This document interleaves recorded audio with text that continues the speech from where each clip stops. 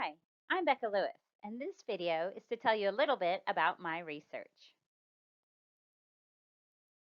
Humans and other primates are very social creatures. We live our lives sharing our space, our food, and our companions with other individuals. And my research aims to understand how we navigate this social environment. I'm a primatologist. I've worked with wild and captive primates, including lemurs, tarsiers, monkeys, and apes. You can see one of these lemurs in this picture with me right here. The majority of my work focuses on lemurs, and lemurs are found in Madagascar. You can see a picture of my globe here with an arrow pointing to Madagascar. It's an island off of the southeast coast of Africa. I've been studying lemurs in Madagascar for the last 28 years, and I've worked all over the island in the montane rainforest in the east, the spiny desert in the south, and the dry forests of the west. But most of my work has been with Feroz. In 2006 and 2007, I established the Ankoatsifaka Research Station in Karindi National Park, and I began the long-term Shifak Research Project. The Ankoatsifaka Research Station looks like this. Here's just some pictures to give you an idea. You can see there are some buildings with solar power. Researchers sleep in tents. We use a latrine. We eat beans and rice. Not super fancy, but even with these basic conditions, it really gives us all that we need to be able to do good science. Over the years, my team and I have cut 82 kilometers of trails to make it easier to follow the lemurs. We've habituated about 150 sheepfolk living in multiple groups in the area. And you can see this red arrow is pointing to the image that shows all these colored blobs. And those blobs are actually the home ranges, the territories of each of the different sheepfolk group that we've worked with. And with about 50,000 hours of behavioral observations, my sheepfolk research project is the longest study of the behavior of this species and one of the longest studies of social behavior for all lemurs. Now, I can't give the lemurs surveys and ask them who their friends are or who they consider family. So I use various kinds of data to understand their social relationships. As you might expect, I observe and record their behavior. For some projects, I also collect data using technology,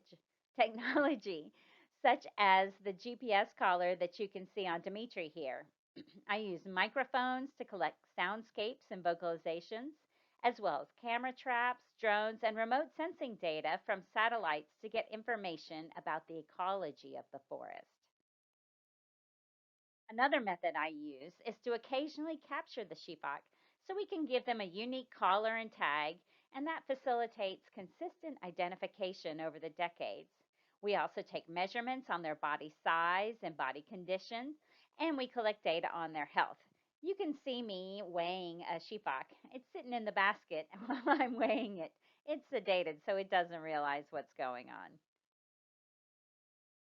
While they're sedated or while we're conducting behavioral observations, we collect biological samples such as blood, urine, and feces so we can study their hormones and DNA. For example, this picture over here on the left shows a couple of piles of poop. We can collect these fecal samples, scoop it off the ground, put it in some aluminum foil, squish it nice and flat so that we get lots of surface area when we put it in the oven to dry it. Can stick it in this oven that goes on top of the fire and move it on and off and on and off the fire, trying to get the temperature just right so that we can dry out the samples and then ship them off to a lab to be analyzed and be able to show things like dominant male sheepfolk have higher testosterone levels than subordinate male sheepfolk.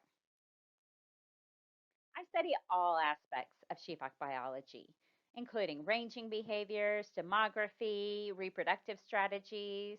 I look at interactions between groups and gut microbiome, just various aspects of the ecology, including climate change and including the animals that eat sifaka. These pictures show some of the predators of the sifaka, the fossa and the harrier hawk. Now, this picture of a harrier hawk is obviously not a real harrier hawk, right? It's fake. But I put this fake hawk in the tree to experimentally test how lemurs react to predators. My true passion, however, is social relationships, and a lot of my work has been on power.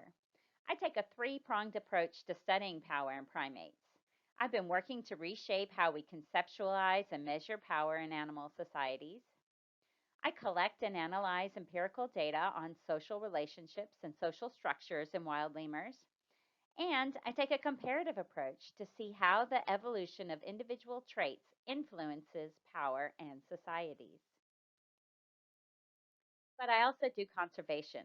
The forest where lemurs live is threatened by fire, charcoal production, logging for boat production, and climate change.